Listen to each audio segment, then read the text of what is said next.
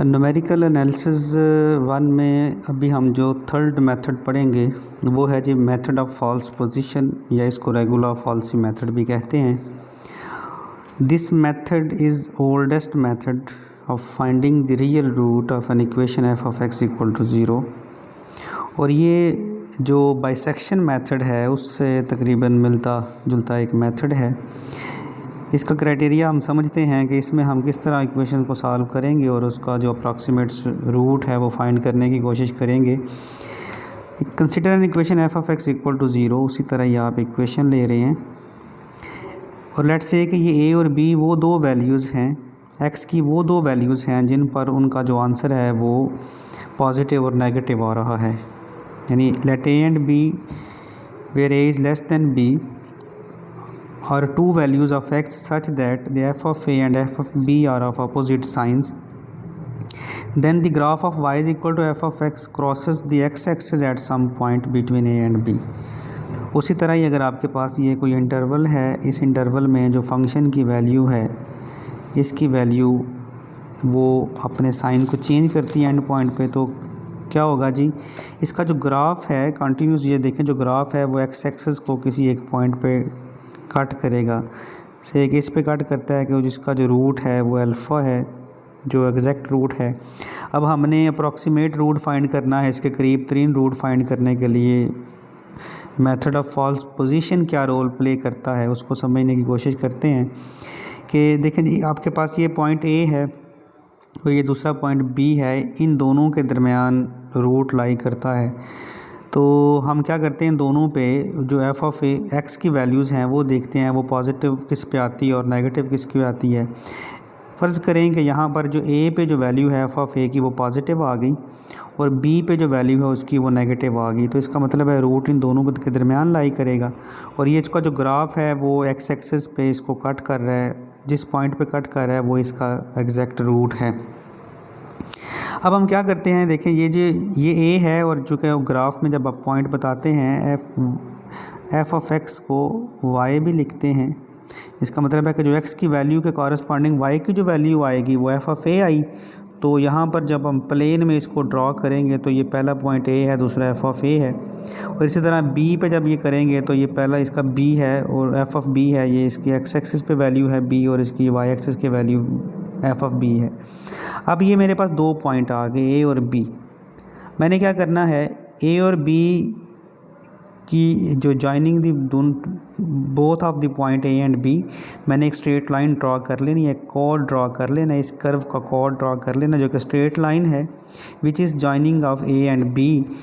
अब मैं इसकी इक्वेशन फाइंड करूँगा जिस तरह हम इक्वेशन फाइंड किया करते थे प्लेन में किसी दो पॉइंट्स को मिलाने वाली लाइन की इक्वेशन जिस तरह फाइंड करते हैं अगर उसके दोनों पॉइंट गिवन हैं।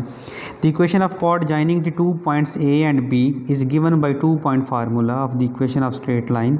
आप किस तरह फाइंड करेंगे, जैसे फॉर एग्जांपल आपके पास ये दोनों पॉइंट है ना, इसकी इक्वेशन आपने फाइंड करनी है कि ये स्ट्रेट लाइन अगर आपके पास है, इसमें ये x1 y1 है, ये x2 y2 है, तो अब इसकी लाइन की इक्वेशन कैसे find, y minus y1 over y2 minus y1 is equal to x minus x1 over x2 minus x1। आप ये वाला फार्मूला यूज़ करेंगे।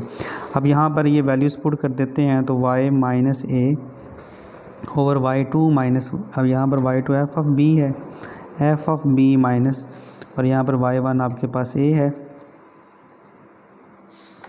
सॉरी y1 आपके पास एफ ऑफ a है और ये f of b minus F of a is equal to x minus x1। x1 आपके पास है जी a और x2 माइनस x1 यानी b माइनस a। तो ये फार्मूला बना जिसको मैं दोबारा लिखता हूँ ताकि आपको इजीली वो विजुअलाइज हो जाए। y minus F of a over F of b minus F of a is equal to x minus a over b minus a। अब क्या करते हैं, इसको हम लिखते हैं x minus a is equal to, इसको इधर मल्टीप्लाई कर देते हैं, आपके पास बनेगा y minus F of a over F of b minus F of a। जब इसको इधर मल्टीप्लाई किया तो ये b माइनस a बन गया। अब हमने चूँकि x की वैल्यू निकालनी है, x की वैल्यू निकालने के लिए देखें कि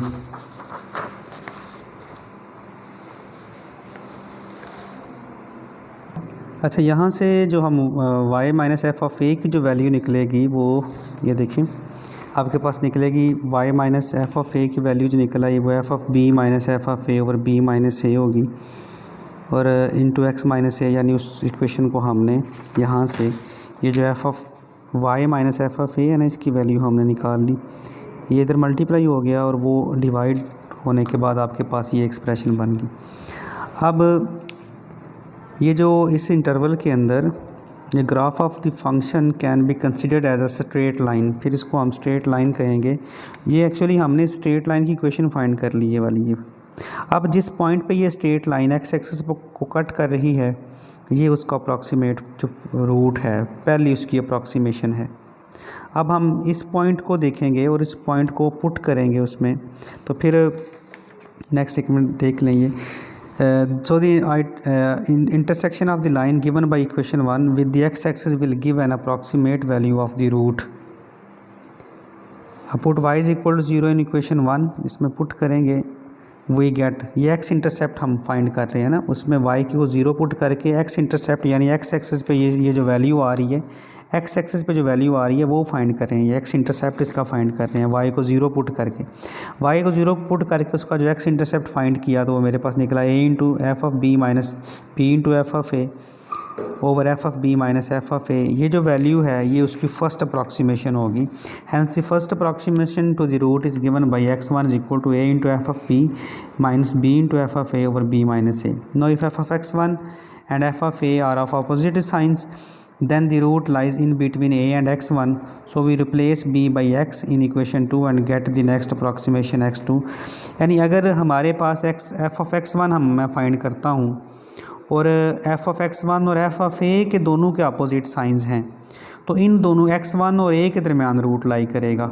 तो वहाँ पे हम फिर जिस तरह हमने ये यहाँ पे b और a की जगह पर हम उसको रिप्लेस कर देंगे, यानी b को रिप्लेस कर देंगे x1 के साथ इन इक्वेशन 2, और फिर हमारे पास जो नेक्स्ट अप्रॉक्सीमेशन है वो x2 आ जाएगी।